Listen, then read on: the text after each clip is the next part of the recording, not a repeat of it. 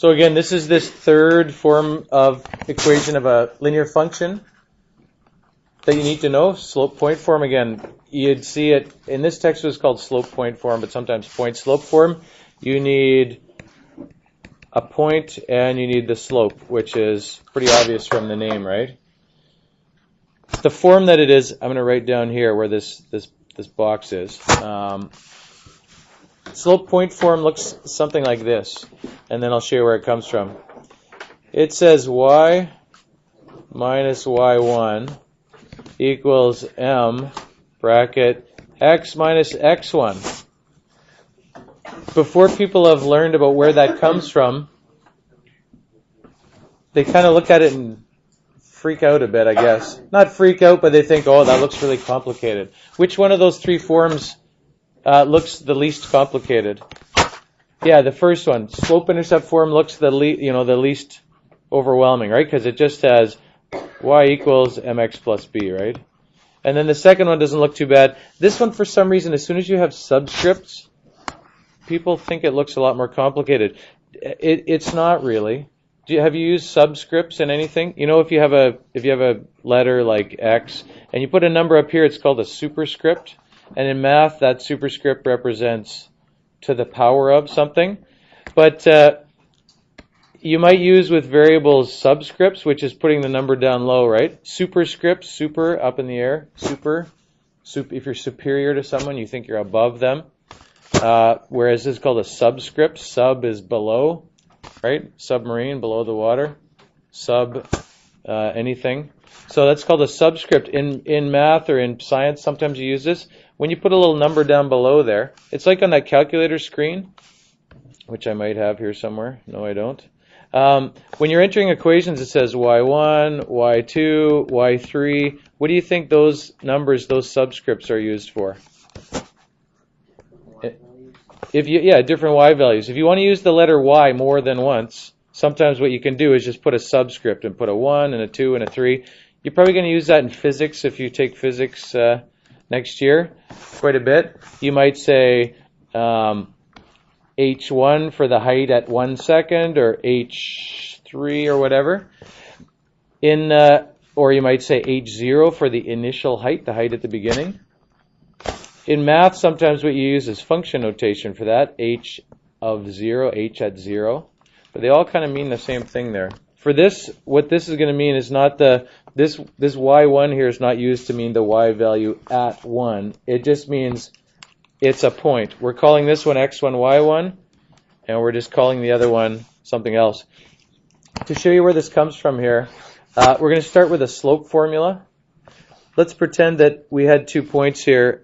I'm going to go off the sheet here a little bit. So we're going to create some space, and I know it might make you some uncomfortable to create extra space, but let's pretend we had some axes. Let's not actually pretend, let's actually draw some here. And let's say you had a line that was red, and it stretched from here to there. Now it doesn't matter where I end the thing, somewhere there. The slope of that line, if you want to figure out the slope of that line, you pick, let's actually make the line go a bit farther here.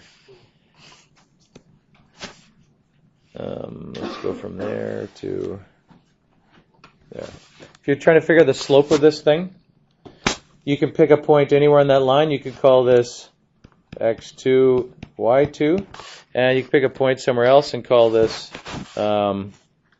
anywhere here.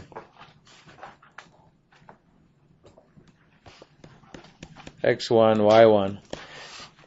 The slope of a line is change in x, change in y, right? Delta y over delta x, you know that already, right? Slope equals, or m equals delta y over delta x. Sometimes you call it rise, run. You can call it change, you can use words. The way you find this thing is you subtract 2 things. You take whatever this value is, and you subtract whatever this value is, right?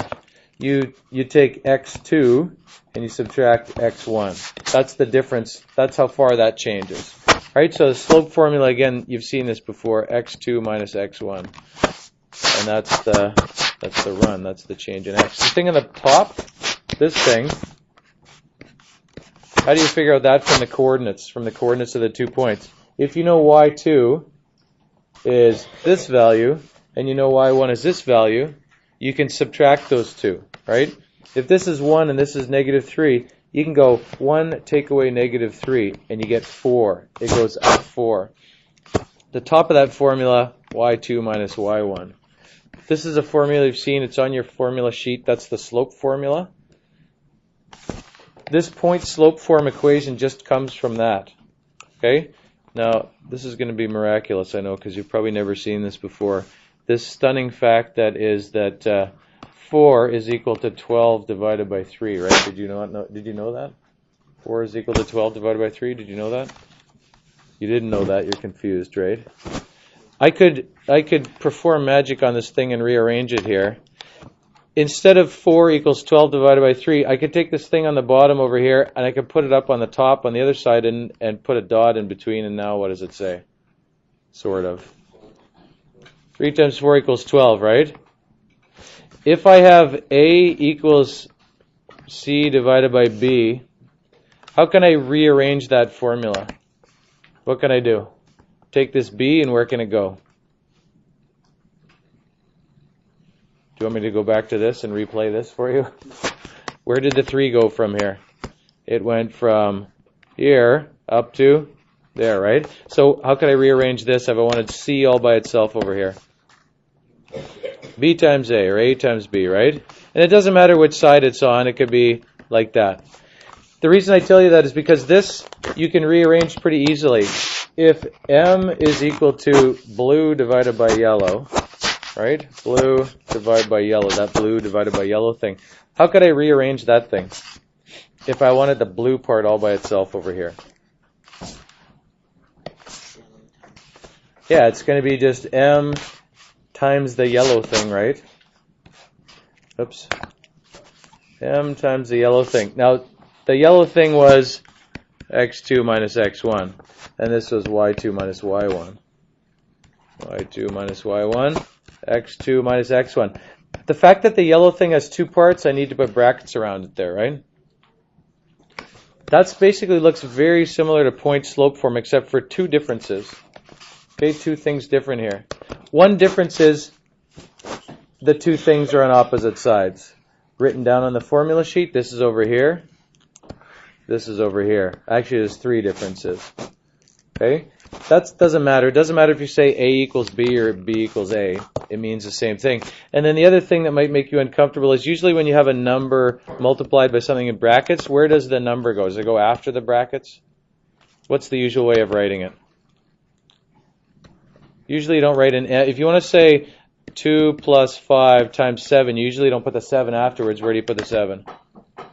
In the front, right? So usually you're going to see this is written over here, and so that's not a big deal. There's only one other significant difference between this, and let's go grab this up here wherever I wrote it.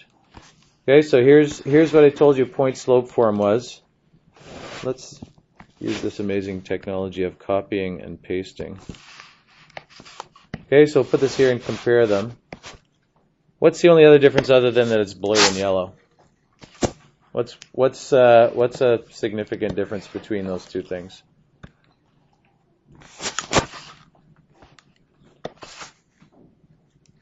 Anybody? The 2, right? This says x2, y2. This just says y and x, right? Now, what that means is when we worked out the slope, we used 2 specific points on the line. X1, Y1 meant this particular point right here. Okay? This particular point right here. And this meant this particular point right here.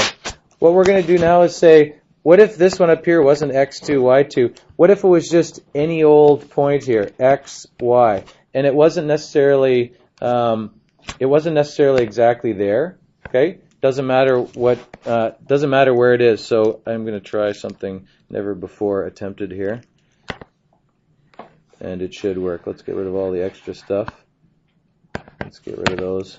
Okay, this could possibly be great, and it could possibly be a dismal failure. So this point up here, x, y, it could be anywhere on this line, right? Now it's almost, I didn't quite get it. My line's not quite long enough. But if you slide that point anywhere along there, okay, this x, y, it's anywhere. The other point stays the same, other than it's kind of shrinking a little bit, but it stays the same here. This one moves, right? So this could be anywhere here, right? Maybe we can grab that too, actually. Now we'll see if it works. It does not work. That point moves, this point's fixed, right? So that's why it's just called xy. So if you, I mean, that's where that thing comes from, though, right? If you just say any point and any point here, this is the point, okay? This is the point of this. This is the point that you're looking for, or this is the point that you have, right? Here's the point. You could write it in that box up above where I wrote it before. That's the point. And then this is the slope. This thing right here. Okay? So I'm going to move this back up to the top there. Copy and paste. So on that page, it would be a good idea if you had that form written out and you had a note saying what those two things were.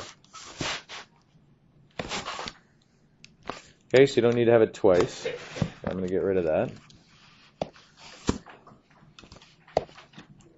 So you want to throw that down there somewhere. Doesn't need to be yellow and blue, but that can remind you of where it came from. It might even be a good idea to have a nice box around that showing where it, reminding you that's the third form of the line that you need to know. If you're looking for, if you're trying to write an equation in point-slope form, this is what you can use. If you have a point and you have the slope, this is what you can use. Or if you have 2 points. There's the format for that we've talked about. We're going to look at converting and writing equations in point-slope form right now, once you've got that down. Just to make it clear, the point is x1, y1, and the slope is m. Okay? That's the slope, and this is the point, the 2 coordinates. Now one thing to notice here is these are minuses here. These are subtraction signs, which causes problems if the point you're using is already negative. Can I scroll this down to here now, past this stuff? We're going to do a couple of the examples together so you can find those. Flip to that page. It'd be a good idea to write something down. Again, I know they're already in the book, but we'll quickly go through and do parts of them here. I'm not going to do every part of it. Okay, we'll do the first couple of examples that ask you to write an equation. This one is where you have a point and the slope. Okay, so you have a point and the slope here.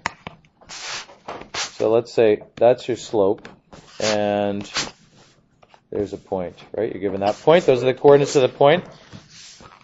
This you're going to use as x1, y1, because that's one point that you have, right? And then this is your m. So you can start by, here's method 1, okay? It says here use point-slope form. I'm going to give you an alternate method that doesn't use point-slope form, even though it says to use point-slope form here. Okay, one way to do it.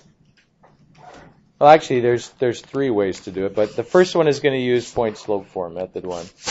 So you write down point-slope form, y minus y1 equals mx minus x1. And then just fill in the values. We know this, and we know those 2 points. So we're going to fill this in. We got y minus, I'm going to fill in what y is supposed to be. It's y1 is 5, right? Y minus 5 equals, what's the slope? Fill that in. Negative 3. X minus, this is where it becomes slightly difficult because if this is already negative, negative 2, but you've got a subtraction here, subtracting something that's already negative, you could do this negative 2 if you want. Minus negative 2, or you could just be, if you're really on top of it, instead of minus negative 2, what could you write that as? X plus 2. So you might just decide that if the point's negative, I'm just going to put a plus in there. And if the point's positive, I'm going to put a minus in there. That's the equation. Even though it doesn't look like an equation, I mean, it's an equation, obviously, but it doesn't look like a slope-intercept equation. It is. Okay? Now here's, this is method 2 for alternate. It's an alternate method that for people that like to be rebellious and not do what it says here. See, this says use point-slope form. So this is rebellious method for people that don't like to follow instructions. So if you're in that camp, feel free to write this down here. Use y equals mx plus b. Even though you're given a point and the slope, you can still use y equals mx plus b. It's just that you have to think, how many variables are there in this point, in this slope-intercept equation? How many different variables are there? How many things? How many letters? There's 4, right? How many of them do you have if you are given this information here? This is obviously m, right? We could substitute in here -3 for m, right? That's the slope. You do have a point, right? This is a point, and it's on the line, which means for your equation, you can use it for this and this. You can substitute the point in here. Okay, so what I would put down here is you can substitute the point. You can use a point. Use the point -2, 5 as x, y, and then solve for b. That's the method. Okay? Substitute in those values for x and y. You can put in 5 for there, and you can put in -2 for here. It'll work. Okay? And then b is the unknown thing here, right? You got all those values here. 5 equals 6 plus b. B equals, what is b supposed to be here then? If 5 equals 6 plus b, b is -1. You solve for the y-intercept. It's just an algebraic way of solving for the y-intercept. So if you want to write your equation then, you just say y equals mx plus b. Now I know what the slope is, but now I also know what the y-intercept is. So I'm just going to write y equals -3x minus 1. That's the equation. Okay, so this is alternate method not doing what you're supposed to do here. But it's a good method, right? There's nothing wrong with it. Now you might have a question that says, isn't this supposed to be the same as this if it's the same equation? Isn't that the same equation here? You can take this and change it, which is what it says to do here, right? You can algebraically show that those are the same. Do you think it's easier to take the simpler looking one and make it more complicated? Or is it easier to take the more complicated looking one and make it simpler? You often see in math questions the instruction will be question 1, simplify. And then it'll say a bunch of stuff. Have you ever seen a math question that says complicate? Complicate, because you'd be probably pretty good at that, wouldn't you? Here's an expression, complicate it, make it more complicated, make a mess of it. Not usually. It's easier to take the more involved one. You only need grade 8 math skills to change this to the other form. Here's the grade 8 math skills you need. Grade 8s would actually probably do this without even knowing what they're doing, because they know that when you have a number in front of brackets, what's another way you can write it? What's another way you can write it? Here's the hint that always reminds people. If there's a -3, you can do that and that, can you not? -3 times x plus 2 is the same as writing, without the brackets, -3x. What's the second number? -6. Okay, now you almost have what you're looking for here. I would say a good thing to do is to take this and move it to the other side. Except that when you move it to the other side, it's going to become +5. And then the rest of it I'm just going to write down. negative 3x minus 6. When you move it to the other side, y equals negative 3x, but you can combine these two things together. All right, these two things you can combine together. What do they combine together to give you? Minus 1. Now it's the same, right? You see how it's the same? I'm not going to bother graphing this right now using technology. I put the grid in here because method 3 is use a graph, okay? I don't have much room to write it up here. Method 3, use a graph. On your Ma10 provincial exam, there's a page in the middle or somewhere where it's just a bunch of blank grids. A lot of stuff on this exam, in this chapter, in the previous one, and in the last chapter, the last two chapters we do, you can solve. You don't even need to solve it algebraically. You're going to be able to solve it graphically. It's important to remember, provincial exam, multiple choice test, they don't know how you did it, right? If you use a graph, there's nothing wrong with that, right? I mean, here it obviously says use point-slope form because they're trying to show you how to use point-slope form, and it's a way to do it. But another way is use the graph, right? I don't even probably need to show you how to use the graph. How can you draw the thing given that information? Where should you start? Start at this. We don't know. Pretend we haven't done any of this stuff here. So pretend we don't know the y-intercept. We don't know anything. All we know is this. Where are we going to start? This information up here. Where are we going to start? I would start with the point, right? Maybe let's make this bigger. I know what's the problem here. Let's zero in on the graph. So we've got a point at, what did it say? It said negative 2, 5, and it said the slope's negative 3, right? Is that what it said? So negative 2, 5, a point's right there, right? There's the point, okay? Point.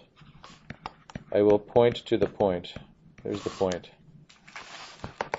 If you know the slope's negative 3, from there, where can you go? You know another point now if you know the slope. What does the slope of negative 3 mean? The rise is negative 3. It goes down 3 for every 1. Slope of negative 3 means negative 3 over 1. Negative 3 for every 1. So it goes 1 over down 3. Another point there. 1 over down 3. Another point there. 1 over down 3. That's even enough to figure out the equation, right? If you were going to draw this line, pretend I'm using a ruler here because I like to model what I expect you to do. Using a ruler, can you tell that I'm using a ruler? You can actually tell I'm not using a ruler, so do what I say, not what I do. You can write the equation just from that in slope-intercept form.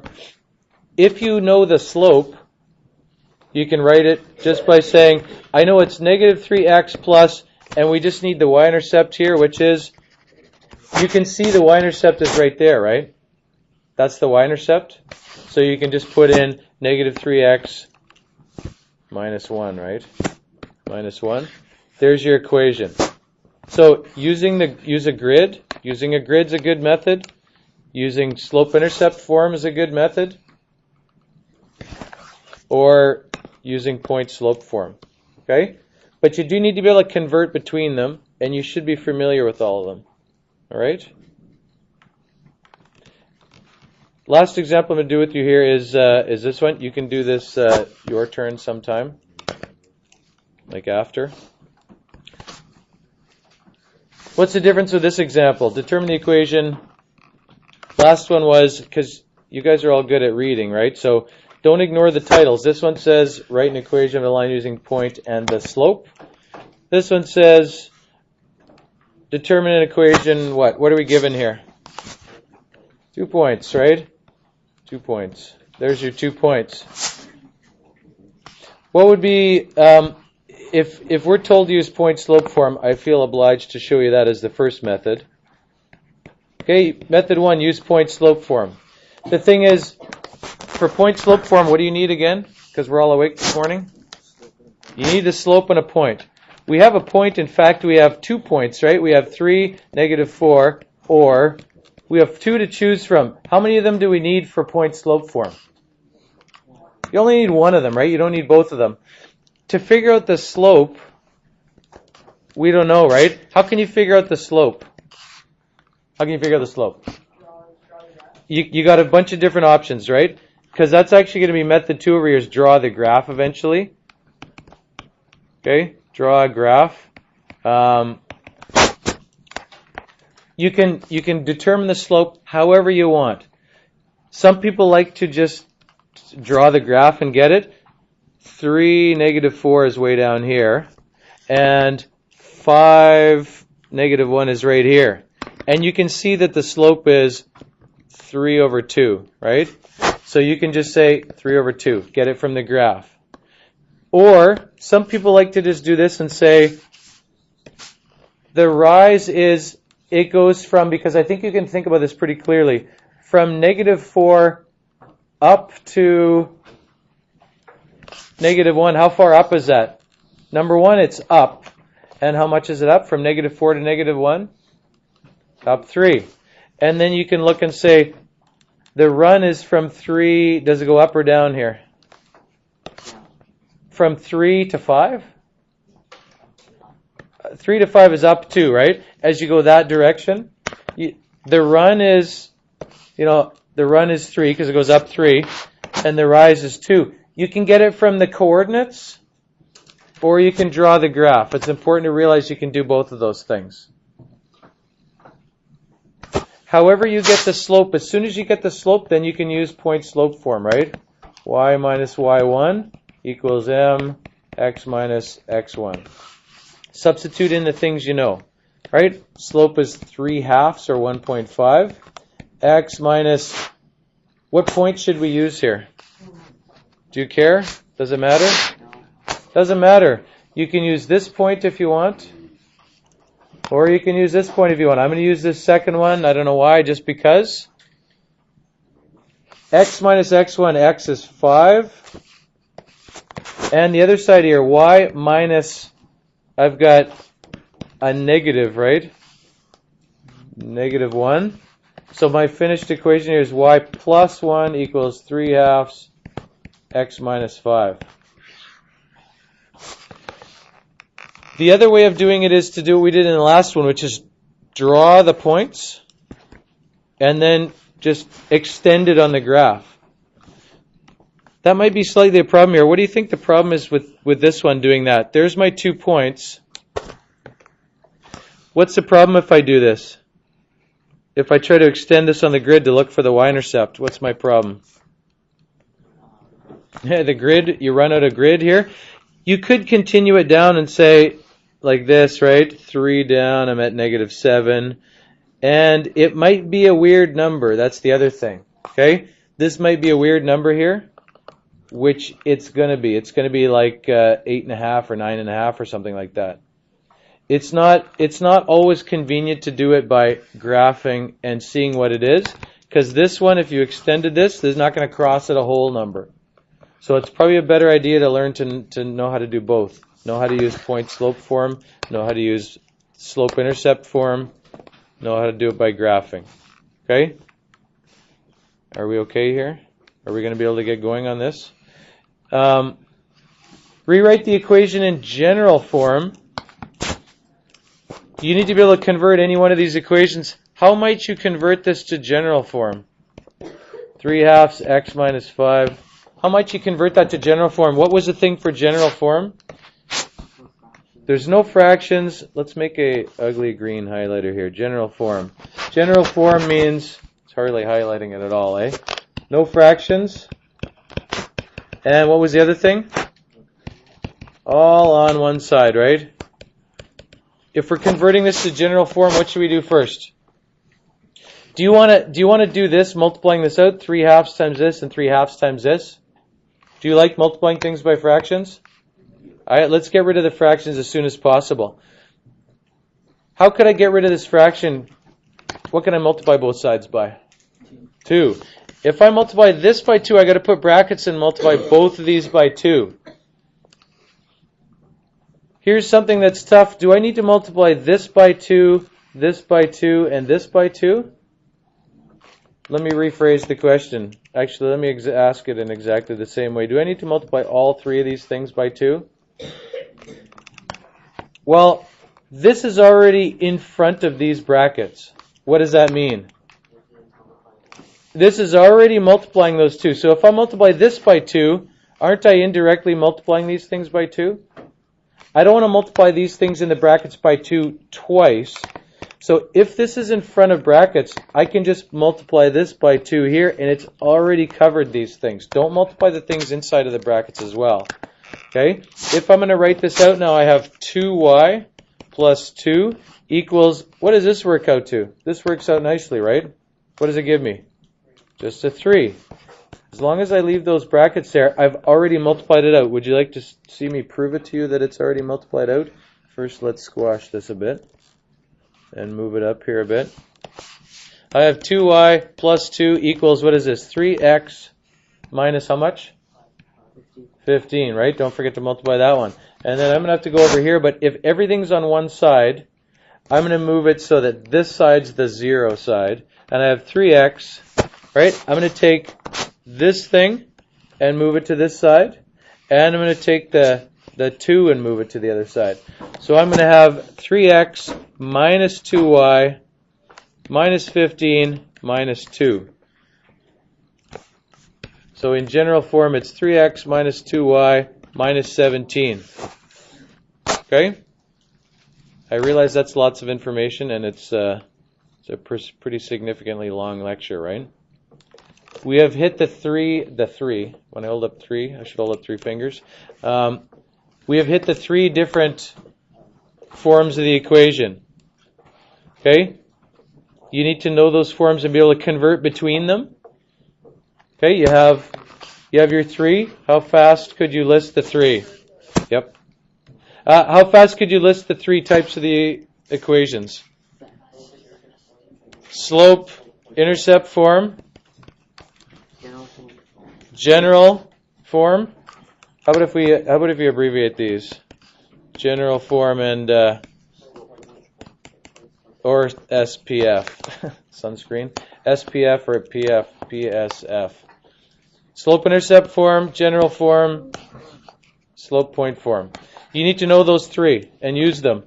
I would like you to notice each time I have purposely not done the example that is a real life problem solving situation.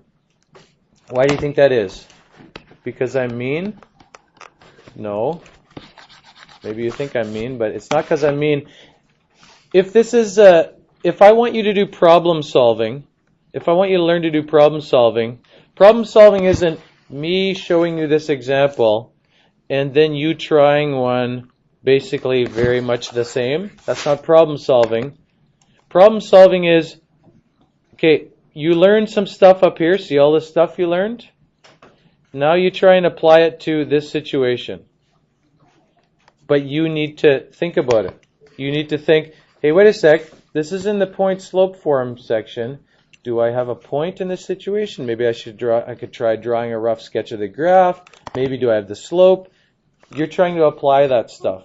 Now that being said, this is on this page if you want to look at it. Okay? Can you get going on this? You have some time today, but not much. The time you have today could be spent doing the 2 your turn questions. Okay? The 2 your turn questions that go with the examples. If you get done in that in the next 5 or 10 minutes, that's probably a good use of the time. Next time, I promise you, I will not dazzle you with a math lecture.